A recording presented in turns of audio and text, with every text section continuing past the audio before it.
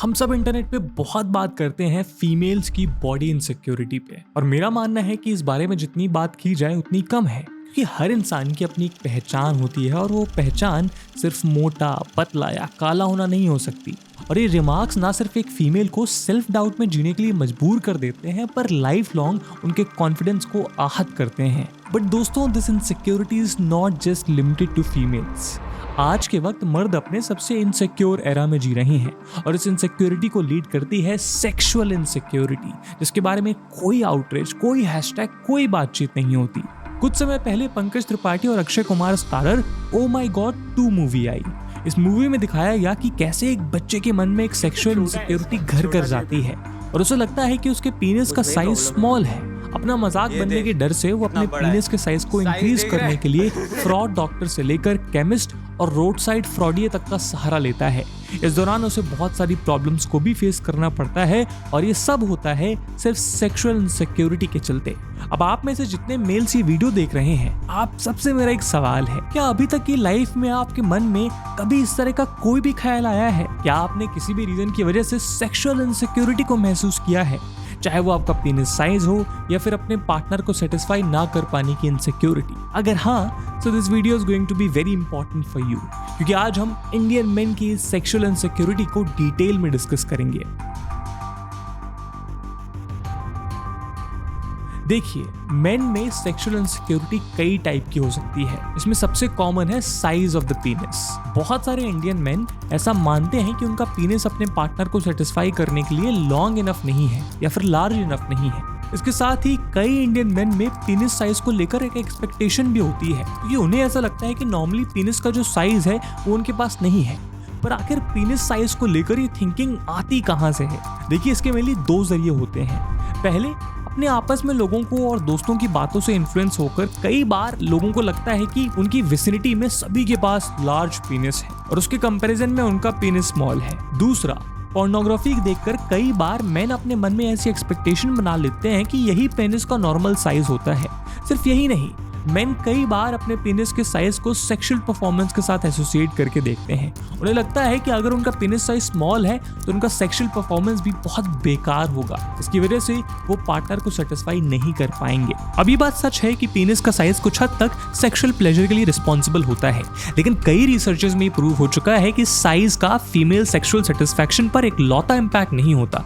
Even studies के according penis size के अलावा बहुत से इंपॉर्टेंट फैक्टर्स हैं जो ये डिसाइड करते हैं कि सेक्सुअल प्लेजर मिलेगा या फिर नहीं। कुछ स्टडीज सजेस्ट करती हैं कि आपके पार्टनर के साथ आपका रिलेशनशिप कैसा है और कितना पुराना है, ये भी सेक्सुअल प्लेजर के लिए इंपॉर्टेंट है, क्योंकि पुराने रिलेशनशिप में सेक्सुअल प्लेजर के लिए पेनिस साइज की इंपॉर्टेंस रिड्यूस हो जाती है। साथ ही में एक मर्द की मैस्कुलिनिटी, कॉन्फिडेंस और कम्युनिकेशन का रोल भी फीमेल के सेक्सुअल प्लेजर में बहुत इंपॉर्टेंट रोल प्ले करता है। इसके बाद दोस्तों, पीनिस के साइज के बाद एक मर्द को अपने सेक्सुअल परफॉर्मेंस को लेकर भी इनसिक्योरिटी होती है।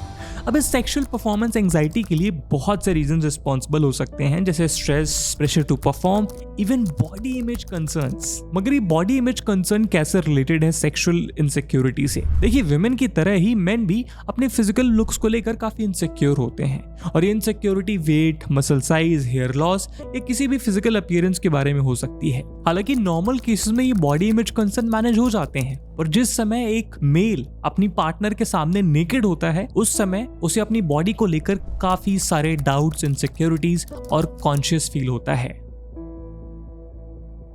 देखिए, इन इनसिक्योरिटीज के कारणों को 2 हिस्सों में बांटा जा सकता है। पहला, भारतीय मर्दों में विमेन के प्लेजर को लेकर उनकी कम समझ, और दूसरा, लैक ऑफ सेक्स एजुकेशन।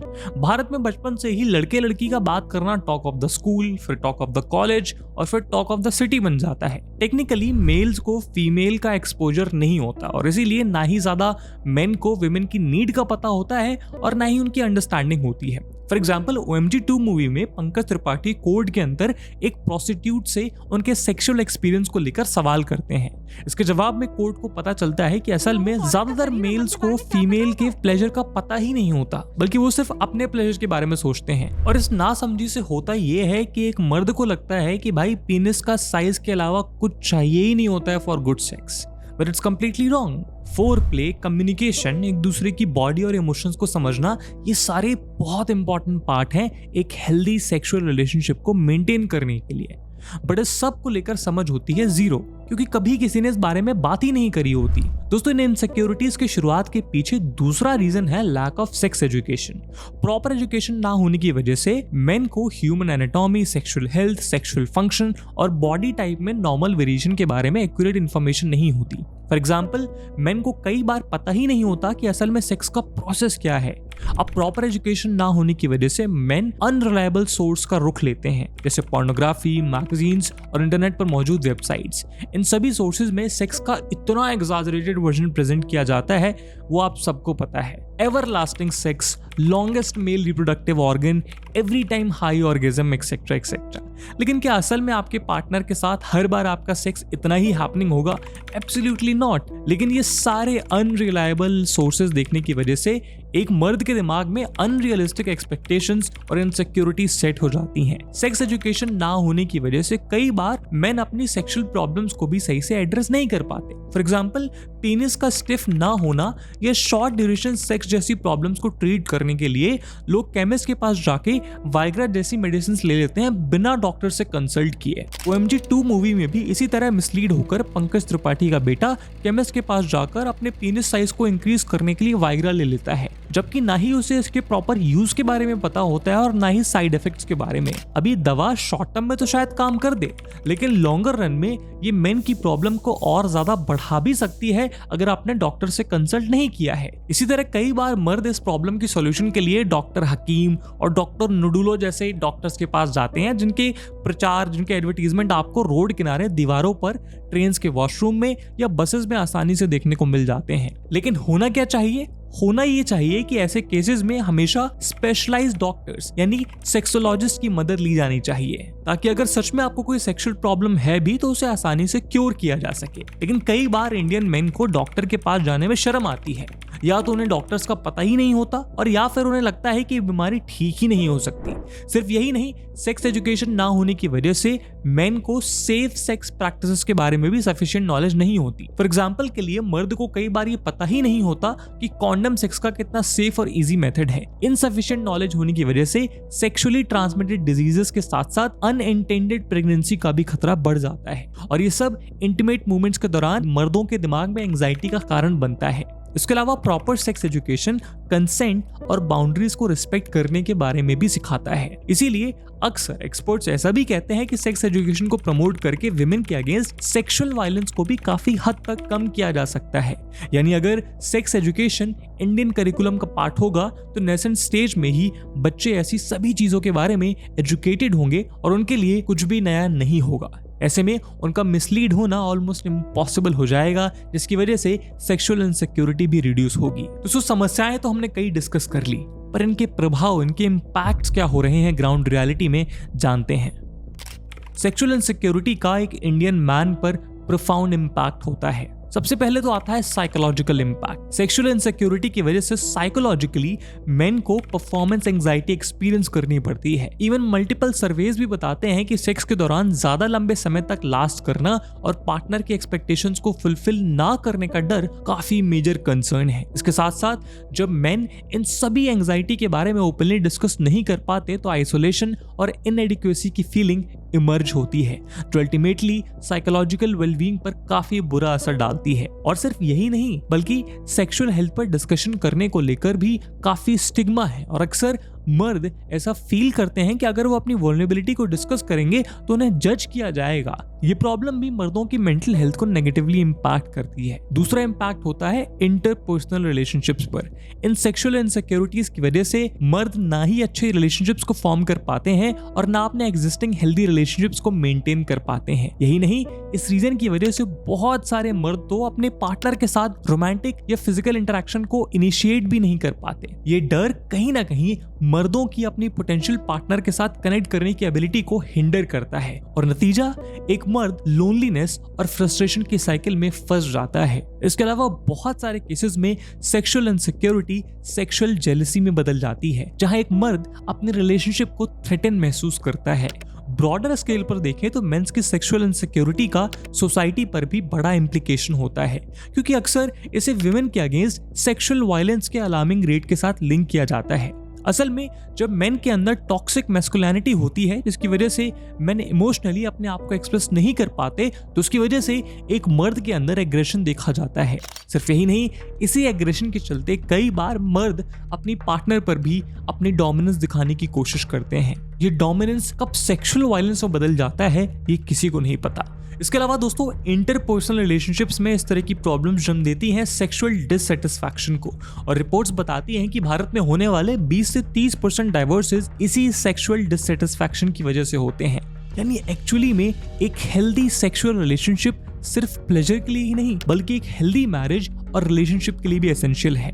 शायद यही रीजन है जिसकी वजह से दिल्ली हाई कोर्ट ने बिना प्रॉपर रीजन स्पाउस द्वारा सेक्स डिनायल को मेंटल क्रुएल्टी माना है। इसीलिए सोसाइटल चेंज इंपॉर्टेंट है और जरूरी है कि मैस्कुलिनिटी के हेल्दियर मॉडल को प्रमोट किया जाए, ताकि मेन अपनी इनसिक्योरिटी और इमोशंस को बिना किसी डर के एक्सप्रेस कर सकें और डिवोर्स की सिचुएशन ना आए। सिर्फ यही नहीं, सेक्सुअल इनसिक्योरिटीज की वजह से मेन को सेक्सुअल हेल्थ डिसऑर्डर्स भी हो सकते हैं। रिसर्चर्स ने बताया है कि सेक्सुअल इनसिक्योरिटी वाले मेन के अंदर लॉस ऑफ लिबिडो जैसे इश्यूज सबसे ज्यादा देखे जाते हैं, और ये सेक्सुअल हेल्थ डिसऑर्डर्स साइकोलॉजी के साथ ही लिंक्ड हैं, जिसमें डिप्रेशन और एंजाइटी शामिल हैं। देखिए, इस प्रॉब्लम का solution at the same time simple भी है और थोड़ा सा कॉम्प्लेक्स भी, क्योंकि सॉल्यूशन तो काफी स्ट्रेट फॉरवर्ड है, लेकिन इसका इम्प्लीमेंटेशन इंडियन सोसाइटी में थोड़ा चैलेंजिंग हो सकता है। सबसे पहले जरूरत होगी सेक्स एजुकेशन को प्रमोट करने की। कॉम्प्रिहेंसिव सेक्सुअल एजुकेशन में performance anxiety, reproductive parts, body image और इमोशनल वेलबींग के बारे में एक डिस्कशन इंपॉर्टेंट है, और ये डिस्कशन सिर्फ बच्चों तक या स्कूल तक सीमित नहीं होना चाहिए, बल्कि वयस्कों में भी इसके बारे में भी बातचीत होनी चाहिए। जब अच्छी सेक्स एजुकेशन होगी तो मेल हो या फीमेल, सबको हर चीज ऑलरेडी क्लियर होगी और किसी के मन में कोई डाउट्स नहीं रहेंगे, जिनको जनरली एक्सप्लोर करने के लिए लोग अनऑथेंटिक जगहों पर जाते हैं। ऐसे में जब डाउट नहीं होंगे और क्लैरिटी होगी तो सेक्सुअल इनसिक्योरिटी ऑटोमेटिकली रिड्यूस हो जाएगी। लेकिन यहाँ चैलेंज है सेक्स एजुकेशन को इंडियन करिकुलम का पार्ट बनाना, क्योंकि आज भी सेक्स एजुकेशन भारत में कोई कॉमन टॉपिक नहीं है, बल्कि इसको लेकर बहुत ज्यादा टैबू सोसाइटी में एग्जिस्ट करते हैं। इसके साथ ही मर्दों को अपनी सेक्सुअल इनसिक्योरिटी डिस्कस करने के लिए एक सेफ स्पेस देना इंपॉर्टेंट है। इसके लिए वर्कशॉप और सपोर्ट ग्रुप्स का सहारा लिया जा सकता है, जहां ऐसे फोरम एस्टैब्लिश किए जाएं, जहां एक मर्द बिना जजमेंट के सेक्सुअल हेल्थ और इनसिक्योरिटी पर अपने एक्सपीरियंस और कंसर्न्स को शेयर कर सके और नॉर्मल डिस्कशन कर सके। इसमें सोशल मीडिया भी काफी इंपॉर्टेंट रोल प्ले कर सकता है, क्योंकि सोशल मीडिया एक ऐसा प्लेटफॉर्म है जहां पर हिडन आइडेंटिटी के साथ भी डिस्कशन संभव है। इसीलिए सोशल मीडिया और डेडिकेटेड वेबसाइट्स को यूटिलाइज करके सेक्सुअल हेल्थ के बारे में कॉन्वर्सेशंस को इनकरेज किया जा सकता है, जिससे इसकी रिसर्च भी ज्यादा ऑडियंस तक होगी। इसके अलावा मेन को सेक्सुअल हेल्थ कंसाइन डिस्कस करने के लिए अफोर्डेबल काउंसलिंग सर्विसेज प्रोवाइड की जानी चाहिए, ताकि परफॉर्मेंस एंजाइटी और डिप्रेशन जैसी प्रॉब्लम्स को सॉल्व किया जा सके। इसको इंप्लीमेंट करने के लिए जरूरी है कि जनरल प्रैक्टिशनर्स और हेल्थ केयर प्रोवाइडर्स को सेक्सुअल हेल्थ इश्यूज को हैंडल करने के लिए प्रॉपर ट्रेनिंग दी जाए, ताकि एक मर्द बिना फियर ऑफ स्टिग्मा के हेल्थ केयर प्रोवाइडर्स को एक्सेस कर सके। इसके साथ पब्लिक कैंपेन चलाकर मेल रोल मॉडल्स को अपनी वल्नरेबिलिटी डिस्कस करने के लिए इनकरेज किया जा सकता है, ताकि उनका एक्सपीरियंस बाकी मर्दों को इंस्पायर कर सके और उनकी हेल्प हो। इन सभी स्ट्रैटेजीज को इंप्लीमेंट करना भारतीय मर्दों के लिए एक सपोर्टिव एनवायरनमेंट तैयार करेगा, जिससे वो अपनी सेक्सुअल इनसिक्योरिटीज को बेहतर तरीके से हैंडल कर पाएंगे और ना सिर्फ अपनी मेंटल हेल्थ इंप्रूव कर पाएंगे, बल्कि अपनी फैमिली और रिलेशनशिप्स को भी काफी स्वस्थ रख पाएंगे। और दोस्तों, आप में से जितने लोग इस वीडियो को देख रहे हैं, मैं चाहता हूँ आप इस मैसेज को ज्यादा से ज्यादा लोगों तक पहुंचाएं। जैसे हमारी बॉडी में कोई और खराबी आ जाती है, हाथ में, पैर में, या फिर हमें एक नॉर्मल फीवर आ जाता है, हम उसे सही करवाने के लिए डॉक्टर के पास जाते हैं, वैसे ही सेक्सुअल प्रॉब्लम्स का होना एक बहुत आम बात है, जिसके लिए बहुत सारे डॉक्टर्स हैं, एक कंप्लीट ब्रांच ऑफ साइंस है, तो उसको हमें यूटिलाइज करना चाहिए। इससे पहले कि वो इनसिक्योरिटी हमें खाना चालू करे, हमें उस परेशानी की जड़ में जाके डॉक्टर से कंसल्ट करके उसे रिजॉल्व करना चाहिए। और ये बहुत सिंपल है और बहुत कॉमन है। आई होप इस वीडियो से आपको कुछ क्लैरिटी, कुछ कॉन्फिडेंस, कुछ ताकत मिली होगी अपनी इनसिक्योरिटी से लड़ने की। आपके क्या ओपिनियन, सुझाव और एक्सपीरियंसेस हैं इस पूरी प्रॉब्लम को लेकर, कमेंट सेक्शन में जरूर बताइएगा। आई होप आपको वीडियो पसंद आई होगी, और अगर पसंद आई है तो इसे अपने दोस्तों के साथ जरूर शेयर करिएगा। मैं मिलूंगा आपसे अगले वीडियो में, तब तक के लिए जय हिंद, जय भारत।